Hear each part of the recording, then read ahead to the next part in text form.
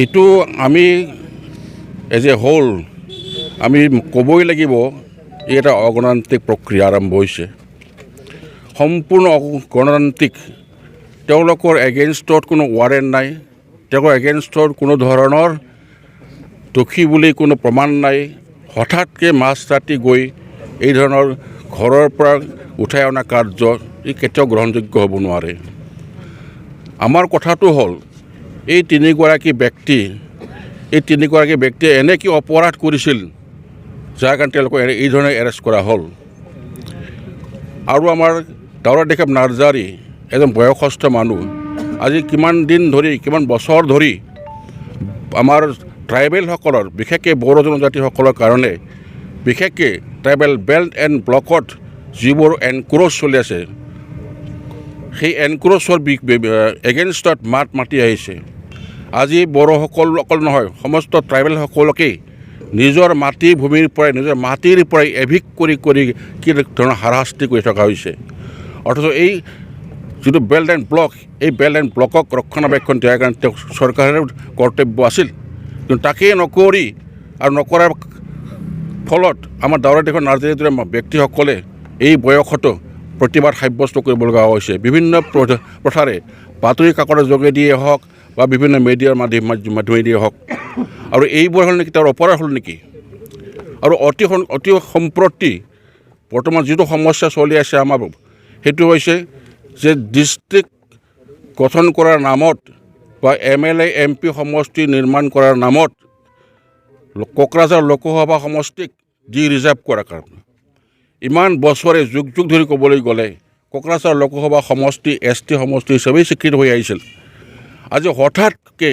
তেওঁলোকে বিভিন্ন অজুহাত দেখে বিভিন্ন কাৰণ দেখুৱাই কোকৰাঝাৰ লোকসভা সমষ্টিক ৰিজাৰ্ভ কৰিলে সংৰক্ষণ মুক্ত কৰিব আগবাঢ়ি আহিছে আনফালেদি লোকসভা সদস্যৰ সংখ্যা বঢ়াৰ কথা কৈ ওদালগুৰিত যদিও এটা লোকসভা সমষ্টি সৃষ্টি কৰা হ'ল সেয়াও কিন্তু নন ST কৰা হ'ল আমাৰ কথাটো হ'ল যে সম্পূৰ্ণ BTAD অঞ্চল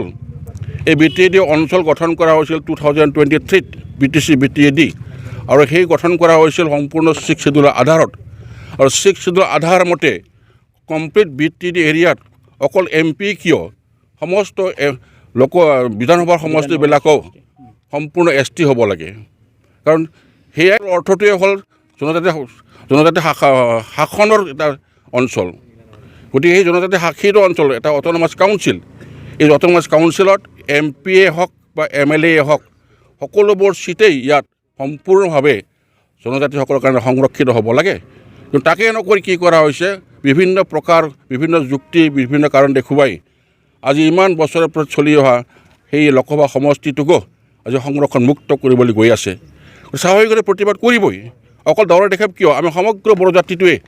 বিভিন্ন দল সংগঠন সেই যি জাতিৰে সেই যি দলৰেই নহওক যি ৰাজনৈতিক দলৰেই হওক যি সংগঠনৰেই হওক প্ৰতিগৰাকী বড়ো জনগোষ্ঠী আজি ৰক্ত গৰম হৈ উঠিছে এয়া কি অন্যায় হয় আপুনি ক'ব বিচাৰিছে নেকি কি নিশ্চয় হ'ব লাগিব অন্যথা কি আছে আমিতো দেখা নাই তেওঁতো কোনো অস্ত্ৰ লৈ যুদ্ধ কৰিব যোৱা নাই কাৰো অন্যায় কৰিব যোৱা নাই কাৰো ঘৰত চুৰ ডকাইতি কৰিব যোৱা নাই চৰকাৰক কোনো অন্যায় কৰিব যোৱা নাই তেওঁৰ অপৰাধ কি তেওঁৰ কিন্তু আনফালে এগৰাকী এনেকুৱা উদাহৰণ আমি আগতেও পাইছোঁ আগতেও 2012 চনত যেতিয়া কোকৰাঝাৰ অঞ্চলতেই বড়ো আৰু মুছলমানৰ মাজত এটা সংঘৰ্ষ সৃষ্টি কৰাই বিভিন্নজন ব্যক্তিৰ ঘৰত এই ধৰণৰ অস্ত্ৰ ঢকাৰ দেখুৱাই লৈ তেওঁলোকক এৰেষ্ট কৰা হৈছিল সেয়া নাটক আজি পুৰণি নতুন নহয় এই নাটক পুৰণা নাটক এই একেখিনি নাটকেৰে আগতেও এৰেষ্ট কৰা হৈছিল আমাৰ জনপ্ৰতিনিধিসকলক আকৌ এতিয়া সেই একেই নাটককে আৰম্ভ কৰিছে গতিকে এইটো একেবাৰে স্পষ্ট কথা এইটো মেকিং এইটো মই কোনোদিন বিশ্বাস নকৰোঁ আৰু এইটো সত্য নহয় আমাৰ BTR একৰ্ড হোৱাৰ পিছত য'ত NDFB আৰু বিভিন্ন সংগঠন অলৰেডি আৰ্মছ সাৰেণ্ডাৰ কৰিছে ইয়াৰ পিছত আমাৰ বৰ্তমান মুখ্যমন্ত্ৰী হিমন্ত বিশ্ব শৰ্মা ডাঙৰীয়া যেনেকুৱা শাসন চলাইছে ইয়াত কোনো মানুহ যে এনেকুৱা নিজৰ ঘৰত এনেকুৱা অস্ত্ৰ ৰাখিব এইটো কোনোদিন বিশ্বাস কৰিব নোৱাৰা কথা মুঠেই নহয় সেইটো পুৰণা আদত যেটো আমাৰ আসাম পুলিচৰ যোৱাবাৰৰ এই কি কয় EM আমাৰ EM মনোকুমাৰ ব্ৰহ্ম জাইলা তেখেতৰ ঘৰতো দুটা AK-47 পোৱা বুলি দেখুৱাই পেলাই এৰেষ্ট কৰিছিলে সেই একে পদ্ধতিৰে এইবাৰো আমাৰ যেটো ট্ৰাইবেল বেল্টছ এণ্ড ব্লক যেটো এলেকা ইয়াত এনক্ৰচমেণ্টটো বহিষ্কাৰ কৰাৰ কাৰণে এভিকশ্যন কৰাৰ কাৰণে দাউৰা ডেকাপ নাৰ্জাৰী আজি আন্দোলন কৰি আহিছে ডেমনষ্ট্ৰেশ্যন দি আহিছে সেইটোকে সেইটো দোষী বুলি হয়তো ভাবিছে আৰু বৰ্তমান যেটো ডিলিমিটেশ্যন হৈ আছে ইয়াত বহুত দিনৰ পৰা কোকৰাঝাৰ যেটো লোকসভা সেইটো ST কোঠা যেটো আছিল সেইটো ধ্বংস কৰা এতিয়া কোকৰাঝাৰক ধ্বংস কৰা মানে আমাৰ ট্ৰাইবেল সকলক ধ্বংস কৰা তাৰ মানে যেটো নাভি বুলি কোৱা হয় কোকৰাঝাৰটো সেই নাভি নাৰ্ভ চেণ্টাৰ কোকৰাঝাৰে যদি জেনেৰেল হয় তেতিয়াহ'লে ট্ৰাইবেলৰ অস্তিত্ব ক'ত সেইটো ধ্বংস কৰাৰ কাৰণে ট্ৰাইবেল জনগোষ্ঠীক বা BTC বা বড়োলেণ্ডক ধ্বংস কৰাৰ এইটো আমাৰ অসম চৰকাৰ বা চেণ্ট্ৰেল গভৰ্ণমেণ্টৰ এটা ষড়যন্ত্ৰ বুলি আমি কওঁ আৰু হিতেশ বসুমতাৰীৰ ঘৰত যেটো অস্ত্ৰ পাইছে সেইটো গোটেই মিছা এইটো পুলিচসকলে তেওঁলোকৰ নিজৰ অস্ত্ৰকে থৈ পেলাই আগৰ নিচিনা আগৰ টেকটিছত সেইটো এৰেষ্ট কৰিছে সেইটো আমি গৰিহণা দিছোঁ আৰু আমি গোটেই বড়ো সমাজে বড়ো ৰাইজে আজি দাবী কৰিছোঁ তেখেতসকলক তিনিজনকো যেহেতুকে তেনেকৈ কোনো দোষ নাই গতিকে বিনা চৰ্তে তেওঁলোকক অনতি পলমে মুকলি কৰিব লাগে যদি মুকলি নকৰে তেতিয়াহ'লে আমি আগন্তুক পৰ্যায়ত আন্দোলনৰ ব্যৱস্থা ল'বলৈ বাধ্য হ'ম